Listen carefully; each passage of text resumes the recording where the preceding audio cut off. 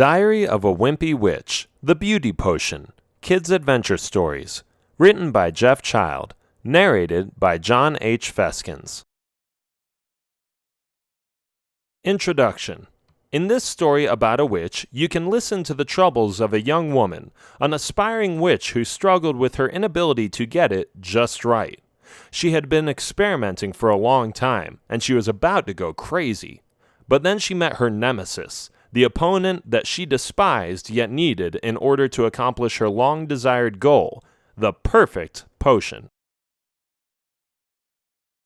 Chapter 1. The Formula. I was almost there. The perfect potion was within my reach. What is the perfect potion? Well, the one that grants you eternal youth, of course. I knew it existed. I had heard of it many times before, but it was as if it was some secret recipe handed down throughout generations. I am sure a lot of witches had already used it and were now enjoying the wonderful effects of living forever, but I wasn't. I got up that day. It was a sunny morning, and I have to admit I was a little irritated because the light had woken me up. I yawned, I stretched my arms and legs, and in my underwear I walked to the bathroom. I looked in the mirror. "Holy guacamole!" I exclaimed. I had just discovered the terrible state my hair was in. It was a huge mess, and even though I wouldn't go out to meet anyone today, I always considered taking care of myself a huge priority. Oh, did I mention my name? I totally forgot. Let me introduce myself. I am Valentina, and I am 18 years old. My mom and dad love me, but they were a little strict. Yeah, not good.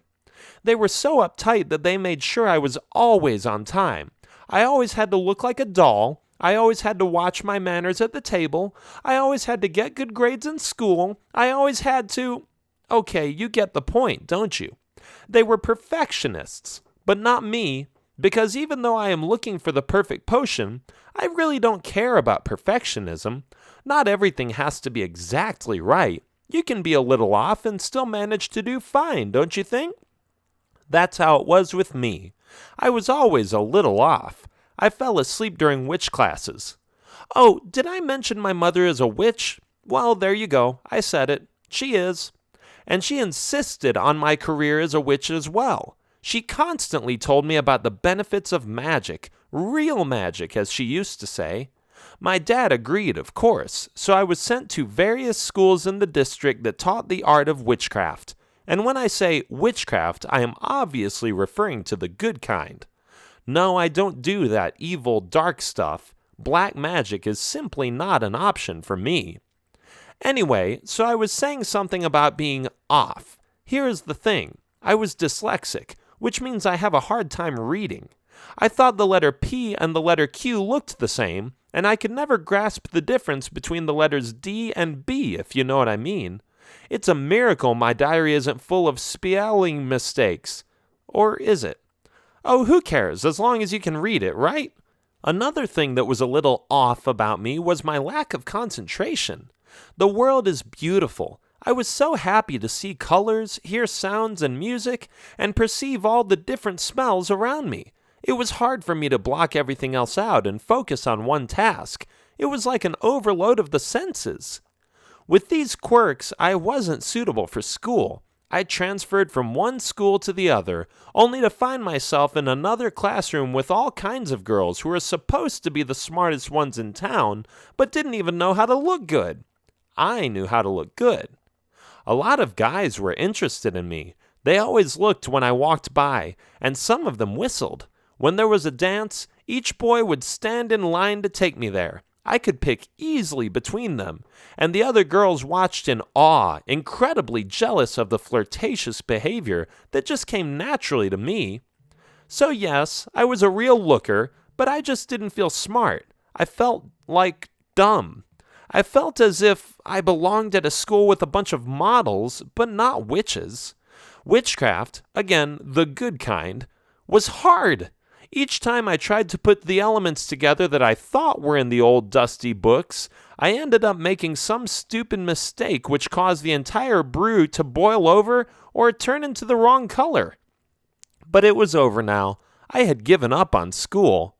I was going to do it myself. When I told my parents, my mother encouraged me and wished me luck, but my father was as stern as ever. "You better come back with something worthwhile," he said when I left. I assured him I would, but I had no clue how it was going to work out. I left town and went to live in a quiet hideout on the other side of the mountains. It was a cozy cottage, so I didn't mind, but it was awfully lonely sometimes. However, I was determined to demonstrate the best formula and the best potion to my parents. They would be proud of me, super proud. Yep, that was my motivation, to show my parents. I think we all have that a little bit, that our whole purpose in life is to get our parents' attention. So here I was in my cottage, putting together the toe of a rat, a cow's hair, and a few magic mushrooms. The cauldron was big. The smells from it weren't very good anymore, but I was following the instructions in the big magic book and was stirring heavily to get these fluids going.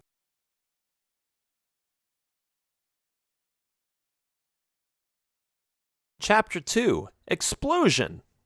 When I looked for the lemon pepper, I bumped my head. "Ouch!" I said. Then I heard another sound. Meow. "Hey, Dolto, what are you doing here? I thought you were hunting mice." "Meow," was the answer. If only I had invented a potion to speak cat. That would have been helpful. Now Dolto was purring. He was getting in the way a little. "Okay, that's enough," I said. "You can go do something else now." The cat kept rubbing its side against my leg.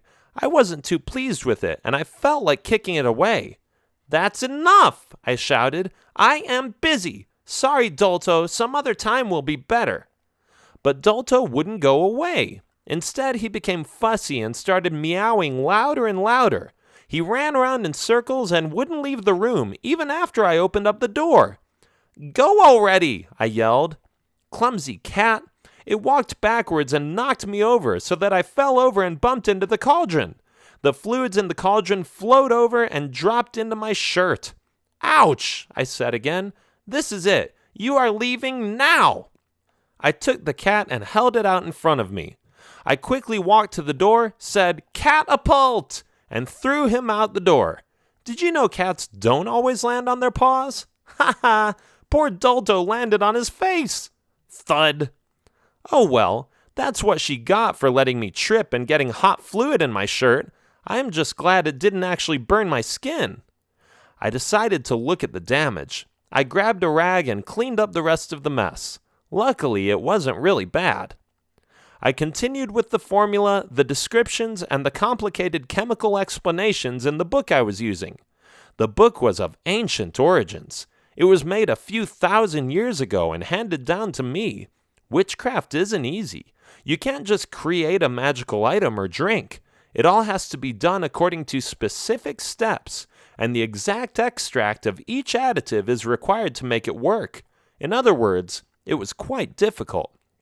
Take 2 teaspoons of vinegar, mix it with a snake's tail, an end of 11 inches, put a golden drop from the high mountains in it, stir frequently, and then sprinkle 3 particles from the explosive effects of an explosion before adding a skeleton's eye.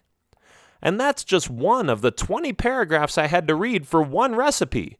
But this was the ultimate recipe, and fortunately, I had most of these ingredients anyway. You may wonder where you can find a skeleton's eye or the particles from an explosion, but I have to admit, I was impressed with the school's inventories and how much they were willing to sell to me at a low price. All I had to do was combine them. Okay, a little bit of this, and then that. It's coming. I think I am almost done. I added the last ingredients. Boom! The fluids blew up and splattered all over my room. The entire floor was disgusting. It was everywhere. I was disappointed and covered in a hot kind of soup. Yuck! But more than anything, I just wanted to find out what had gone wrong. I flipped through the book again, going over all the steps I followed. Purple pearls, check. Fishbone, check. 20 grains of salt, check. Oh, such perfectionism. But what was that? Only 2 teaspoons of vinegar? Oh no, I put 5 in. It's that stupid dyslexia I am struggling with. Why did the one who invented the alphabet or numbers or something make the 2 and the 5 look so similar? Ugh. Now my potion was ruined and I had to start all over again. Another day, another mistake. Back to the beginning. It was all part of my routine. But someday, I would master this thing.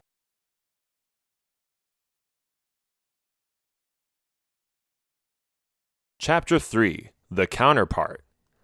I didn't know what was in store for me, what was going to happen, until that dark day arrived. It was my nemesis, a woman from one of the witch schools who was bitter and angry. Her name was Marique. She was always nagging, and she wasn't very nice. I remember that whenever I had class with her, back in the days that I still went to school, she would take me apart and embarrass me in front of the whole class. One time, for example, she made me bend over and touch my toes. I had no idea why, but I obeyed blindly. Afterwards, I knew that she just wanted me to mess up my hair I had so carefully done that morning. But instead of everyone laughing at me, I got some attention from boys who were looking closely and were somewhat hypnotized by my beautiful body. I don't think I want to talk about that a lot, but all I can say is that some of them came to me after class and asked me on dates. It only gave me more attention, and I saw Marique, my teacher, become green from jealousy. She hated me. Why? Because I was attractive and she wasn't. Her face wasn't very symmetrical, she had a gigantic nose, and her black hat didn't go along with her outfit. I could tell, especially with my sense of fashion. So one day, I was just minding my own business in my tiny cottage, fiddling with the ingredients I had and rereading the formula in my book, when I heard a knock on the door. I opened up. "Wah-ha-ha! Yee-hee!" she said. There she was, not even waiting for me to talk to me. She knocked me over and I fell on the floor. It seemed to happen a lot lately. First by the cat and then by... Oh well, anyway, she ran towards my books, snatched the ancient book with the formula from the table, and exclaimed evil witch sounds. I always knew there was something fishy about her. But when she said that she wanted the formula for eternal youth to reverse it and make everyone ugly so that she wouldn't be considered as such, I really knew she was messed up in the hat. In a way, I felt for her, but the other half of my conscience told me to intervene. "Give it back," I shouted. "No way, you annoying beauty queen," she said sarcastically. "I am going to do the opposite of what's in this book, and when I have figured it out, you will be the first one to turn ugly." "What did I ever do to you? Are you really that bitter that you want to turn everyone ugly?" No response. She stepped on her broomstick and flew away. I ran back inside and grabbed mine. The chase had started.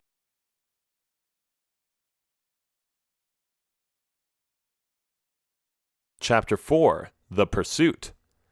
That evil witch! How dare she steal my recipe book? How dare she devise such evil schemes? I was focused and angry. I was going to stop her once and for all. When I grabbed my broomstick, I saw Dolto standing in the corner. He looked at me with pitiful eyes, as if he was apologizing for the previous accident he had caused. Poor cat. Maybe I could take him with me. He could come in handy. Oh, what was I saying? He would just be in the way, just like before. But then I looked into those big, cute eyes, and I couldn't resist. I picked him up and put him at the back of my broomstick. "You better behave," I told him. Then I took off. Flying through the air is a lot of fun. It's one of the great benefits of being a witch. I have always loved it. And this time I had to go faster than ever because I was chasing my nemesis, the annoying Marique with all her self-esteem issues, the one who took out all her problems on me, even though I never did anything on purpose to make her feel bad. It was ridiculous, and it just wasn't fair. I saw her. She had become a little dot in the distance, and I don't know if she saw me following her, but one thing was for sure. I knew where I was going.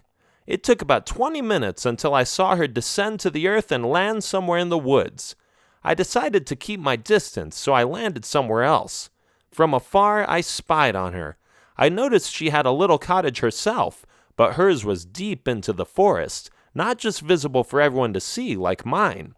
It felt more secretive this way, and I was curious about what she was hiding in there. I snuck closer. She had already gone inside.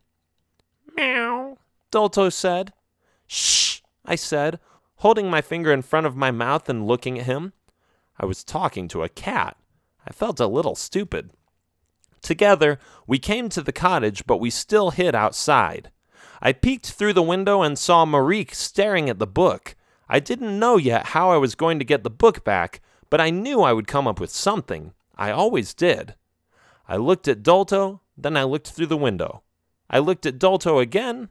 I looked through the window again. Ha! I knew what to do. I just needed a distraction. Dolto didn't look pleased when I squinted my eyes and had a smirk on my face. He slowly started walking away, but I was faster. "I am sorry, Dolto," I said. "It's nothing personal." I pulled back my leg and kicked the cat as hard as I could. "Meow, wow, wow, wow, wow," the cat said. He flew through the air and ended on his paws this time. Fortunately, this caught Marique's attention. She looked over and came through the door. When she came outside and looked the other way, I quickly snuck around the back and went through the back door to steal my book back. She was still looking around, wondering where the crying cat sound came from. Good. This was good. I had the book. I was going to take it home, and she would never find out how it disappeared. Or would she?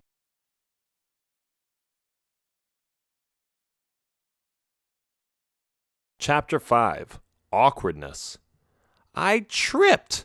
When I was going out the back door, I tripped and fell, taking pots and pans down with me. Clang, clang, clang-a-ling. The noise was deafening. Oh no, she would discover me. "Ha ha! I've got you now," she said. She walked over quickly and pulled the book out of my hands. "You won't be in my way any more," she said.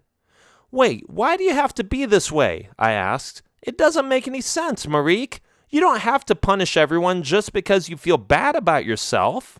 "Ha! Are you trying to talk me down? That's not going to work. Everybody hates my face. They deserve to know how it feels." "No, they don't," I said. "Oh, it's so easy for you to say," she said. "You were always popular and wanted. I never had any of that. People think I am ugly." "But what if we could make your face prettier? Wouldn't that make it better? Then you wouldn't have to bug anyone else. You could just leave them the way they are." "Apparently you don't know anything about these formulas. The Eternal Youth Potion only helps you stay young, but it doesn't improve your face." "Well, isn't there a potion that can help you become beautiful?" I asked. "There is," she said calmly.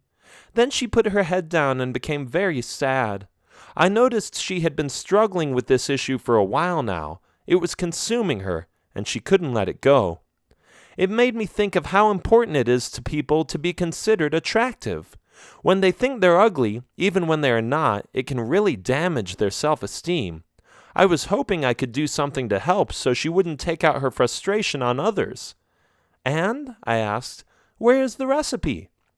She sobbed. "It's right there in this book." "Oh, then it shouldn't be a problem. Here, let me look it up." I began flipping through the pages of the book, trying to find the formula for the beauty potion. I couldn't find it, so I looked in the content page. "It's on page 254, she said, interrupting me. "I already looked at it." "Ah, so you're familiar with it. How come you haven't brewed it yet?"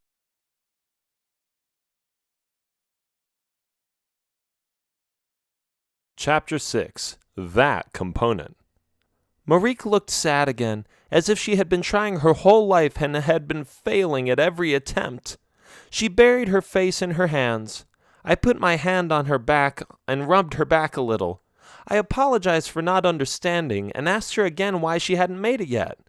"I have every ingredient I need," she said. "Let's do it then," I said excitedly. "Except for one." "Oh, what is it?" "It's a purple pearl," she said. "Really? I have purple pearls in my cottage. I can just go get them." "No," she said.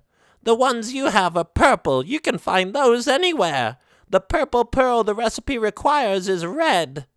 "A purple pearl? I've never heard of that." It's because they are so rare. You can only find them in the distant lands, and they are guarded by dragons." "Sounds dangerous," I admitted. "It is, and that's why nobody I know has ever created that beauty potion yet. None of the witches I know want to risk their lives to look better. Besides, most of them look prettier than me anyway."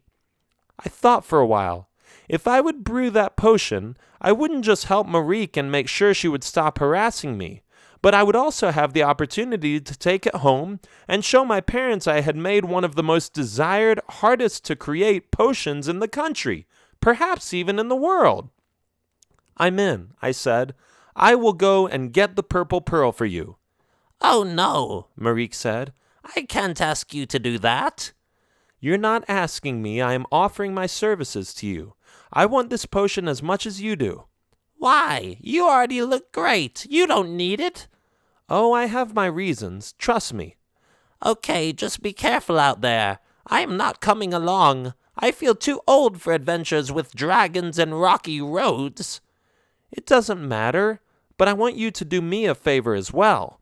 "Oh, anything," she said. "If you are willing to get that pearl from me, just ask what you want."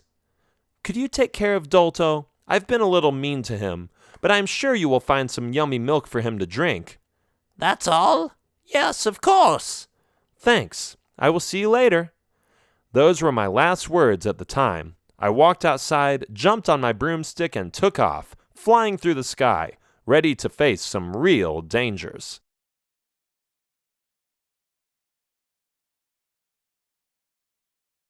Chapter 7. The Distant Land. The distant lands were grim and empty. When I arrived there, I couldn't believe a place like this existed. The chilling wind wasn't enough to scare me. However, when I saw dead animal carcasses and flies buzzing around them, I started doubting if I made the correct decision to come here. Was beauty really worth all of this? Perhaps it was harder for me to understand anyway, since I had been beautiful all my life. I didn't know any better than receiving compliments and attention from everyone daily. I flew and flew. It was a vast area of rocks and canyons, but no life. The occasional tree gave me hope, but when I noticed that even the bushes were as dry as the desert itself, it gave me the creeps. A black fog emerged from the distance, making the place look eerie and gloomy, taking away all my self-induced reassurances and made-up confidence I had been talking myself into having. What an awful place. No wonder Marique was so reluctant to come here. I knew where the dragons were. It actually wasn't that difficult to find them since they were always spitting fire and smoke evaporated from the areas they lived in. So all I had to do was follow the smoke. I gazed at the horizon while hovering above the ground on my broomstick. I guess I should have floated a bit higher because at that moment an ocelot jumped at me. I don't know why I didn't see it coming. Maybe because it was hiding between some blades of high grass before it attacked me. Either way, it jumped on my broomstick. I figured I had become kind of good at kicking and throwing cats anyway, so an ocelot was no different. "Get off, stupid ocelot!" I yelled, trying to spin my broomstick in a way it would let go. It didn't let go, so I flew around. I went upside down and made circles to the left and to the right. I spun in the air and shook back and forth. "Row, row, row," the ocelot said. It held on for a while, but eventually it had to let go. I was making too many quick maneuvers on my broomstick to lose him. When I went straight up and dashed down again, only to skim the surface and fly back up again, the ocelot couldn't hold anymore and fell on the ground. Thud! Finally. Now I could continue on my journey. Better to stay high in the sky, unless there were dangerous birds that could attack me. Imagine that. Ugh. I put my hand above my eyes and scanned the terrain, looking for smoke. Aha! There it was! Evaporating smoke from behind the mountain range. That's where I could find the dragons. I didn't wait any longer and headed in that direction. When I arrived, I couldn't believe my eyes. There was lava everywhere. Little lights in the sky and gravity-beating objects were floating above the volcanic rims, as if nature didn't have anything to say against it. It was breathtaking and perilous at the same time. Now I really wasn't sure if I wanted to go on, but I did. I flew over one of the volcanoes and discovered a dragon. It was black and purple, but mostly black, which made it even harder to follow its movements as it flew away. Another chase, another pursuit. I was going after it. I flew as fast as I could on my broomstick. The dragon flew up into the foggy clouds and back down to the surface. With every move, I copied its exact pattern. I still didn't know where the pearls were, though. I had been looking for them since I came here, but I didn't see a dragon's nest or a cave or anything. The only thing I could think of was to keep observing the dragon. So I waited. Hiding behind a rock, I waited and waited. Suddenly, a large shadow fell over me. It startled me, and I turned around to see where it was coming from. It was another dragon. Ah! I screamed in fear, going up into the sky on my broomstick. The dragon chased after me and sped through the air. I zigzagged to get rid of him, but ended up in a foggy cloud. It was gone. Phew, that was close. Where did it go? Well, hopefully it wouldn't come back. I think I made a smart move hiding in here. I waited for another 20 minutes or so before I had the guts to descend to those scary areas again. When I did, I finally saw it. There it was, a purple pearl. But it wasn't easy to get it. It was impossible, or so it seemed. Remember those floating pieces of burning objects I was talking about? That's where the purple pearls were. I flew closer and took a keen look at one of them. The purple pearl was exactly in the core of the burning fire. It didn't make any sense to me how this could be, but there was nothing I could do about it. Now what? I couldn't take the whole flaming blaze, could I? Or maybe I could reach inside it, grab the purple pearl, and pull it out. But then I would burn my hand. I wasn't going to do that. That would be crazy. I flew to a few other ones to check if they were just as hard to get.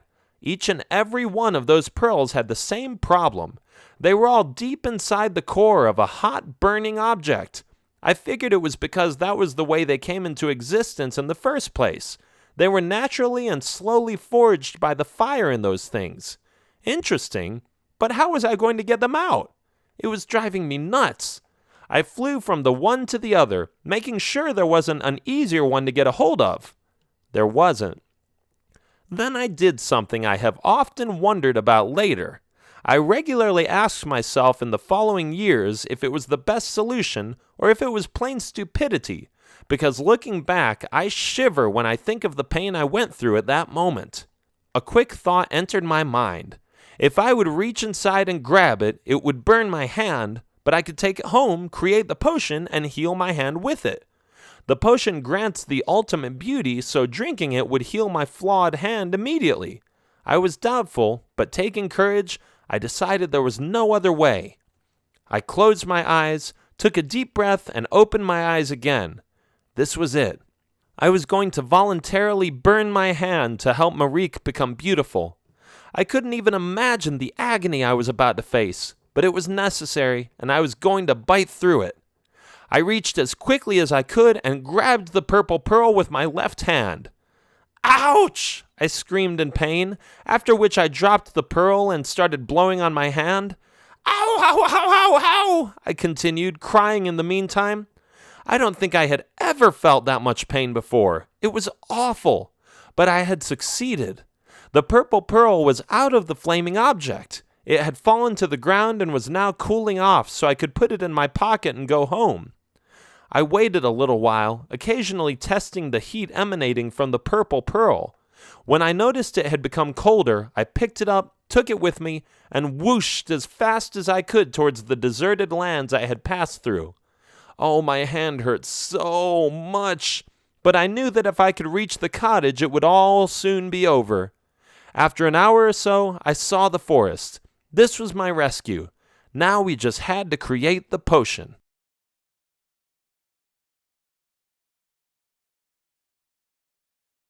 Chapter 8. The Beauty Potion. When I came to Marique's cottage in the forest, I jumped off my broomstick and barged in. Marique, I shouted, let's get that potion going now! Marique was startled. She didn't understand why I was in such a hurry, but then she saw my hand and put her hand in front of her mouth.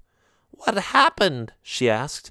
Only that your precious little pearl was in an excruciating burning flame, I said while flapping my left hand up and down.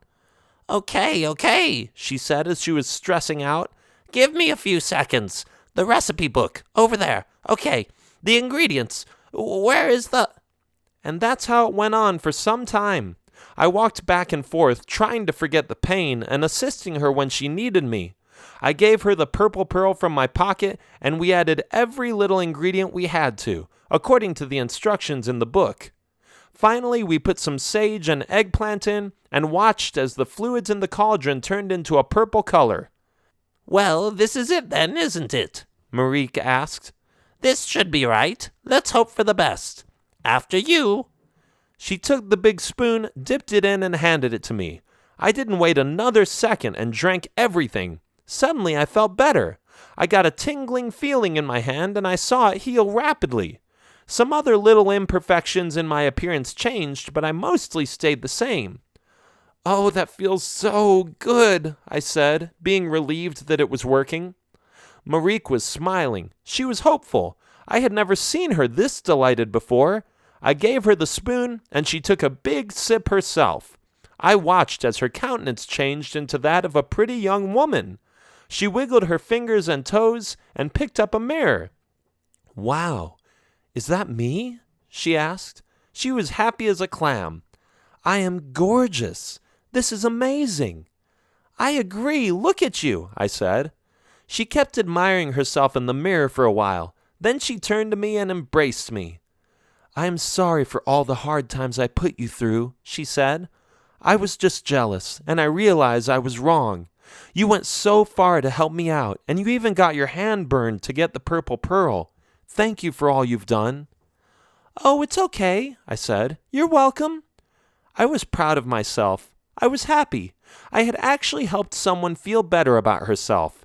It was like a magic makeover. We were like best friends all of a sudden. We chatted a little before I went home, and I made sure I got some of the potion in a giant glass bottle to take with me. She gave me back the book, and I put Dolto the cat on my broomstick. We flew to my cottage, and I went to bed. The next day, I traveled to my parents. They had a big house. Dolto was left at the cottage. He would just be a drag to take with me. I landed in front of their yard and walked to the door. I knocked, and my mom opened up. Welcome, she said. You look great.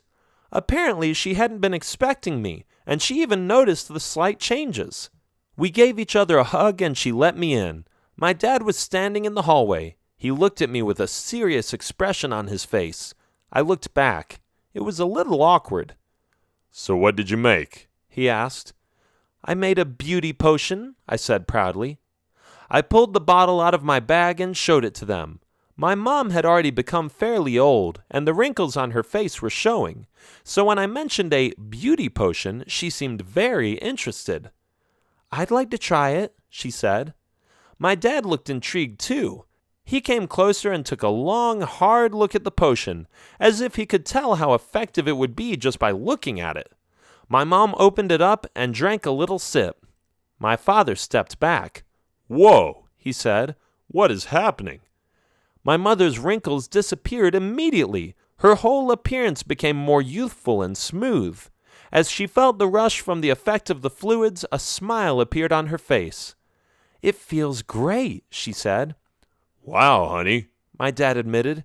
I can't even find the words for it. Pretty good, isn't it? I said. Valentina, my daughter, this is the most impressive thing you've ever made.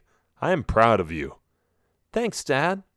Now, if you'll excuse us, I think I want to give my wife a kiss or two. I didn't know what to do, but before I knew it, they were kissing each other, elaborately. Okay, have fun. I'm out of here, I said as I rushed upstairs. It was a great day. My parents were proud of me. They were happy with each other, and even my dad was proud of me. The end.